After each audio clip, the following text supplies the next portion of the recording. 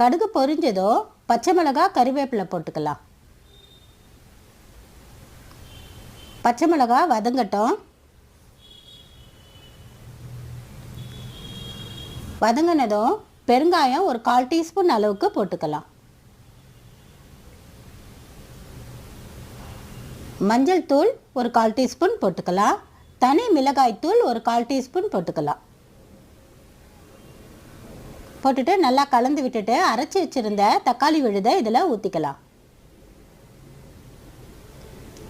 ஊற்றிட்டு மிக்சிலேயே கொஞ்சம் தண்ணியை கலந்து ஊற்றிக்கலாம்.